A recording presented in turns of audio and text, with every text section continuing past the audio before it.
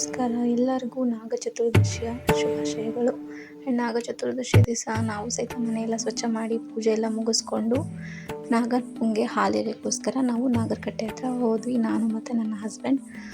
ಹೋಗಿ ನಾಗಪ್ಪನ ಸ್ವಚ್ಛವಾಗಿ ನೀರು ಹಾಕಿ ತೊಳೆದು ಕುಂಕುಮ ಅರಿಶಿನ ಎಲ್ಲ ಹಚ್ಚಿ ಪೂಜೆ ಎಲ್ಲ ಮಾಡಿ ಪುಷ್ಪದಿಂದ ಅಲಂಕಾರ ಮಾಡಿ ಅವನಿಗೆ ಆದಂಥ ಪ್ರಸಾದವನ್ನು ನಾನು ತೊಗೊಂಡೋಗಿದ್ದೆ.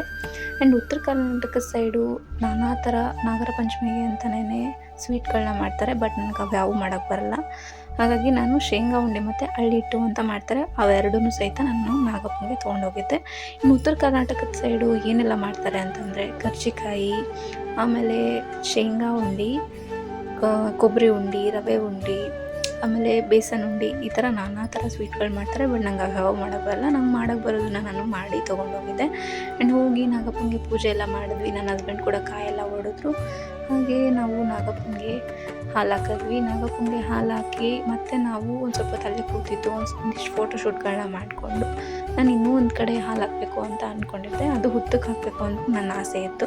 ಹಾಗಾಗಿ ಮತ್ತೆ ನನ್ನ ಹಸ್ಬೆಂಡ್ನ ಕರ್ಕೊಂಡು ನಾವು ಹುತ್ತ ಇರೋ ಕಡೆ ಹೋದ್ವಿ. ಅಲ್ಲೂ ಸಹಿತ ಒಂದು ಚಿಕ್ಕ ಪುಟಾಣಿ ಗುಡಿ ಇದೆ ಮತ್ತು ಒಂದು ಮರ ಇದೆ. ಮರಕ್ಕೆ ಸುತ್ತಾಗಿ ಹುತ್ತ ಕಟ್ಕೊಂಡಿದೆ. ಹಾಗಾಗಿ ಅಲ್ಲೂ ಹೋಗಿ ಪೂಜೆ ಎಲ್ಲ ಮುಗಿಸ್ಕೊಂಡು ಹುತ್ತಕ್ಕೆ ನಾವು ಹಾಲನ್ನು ಹಾಕಿ ಮತ್ತು ಅಲ್ಲಿ ದೇವರಿಗೆ ನಮಸ್ಕಾರ ಮಾಡಿ ರಿಟರ್ನ್ ಹೋಗಿ ಮನೆಗೆ ಬಂದ್ವಿ.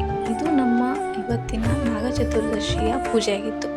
ಮಾರನೇ ದಿನ ನಾಗರ ಪಂಚಮಿ ಪೂಜೆಯನ್ನು ನಾನು ವಿಡಿಯೋ ಮಾಡಿ ನೆಕ್ಸ್ಟ್ ವ್ಲಾಗಲ್ಲಿ ಮತ್ತೆ ಸಿಗ್ತೀನಿ. ಈ ವಿಡಿಯೋ ನಿಮ್ಗೆ ಇಷ್ಟ ಆಗಿದ್ದರೆ ಪ್ಲೀಸ್ ಲೈಕ್ ಮಾಡಿ, ಕಮೆಂಟ್ ಮಾಡಿ, ಶೇರ್ ಮಾಡಿ.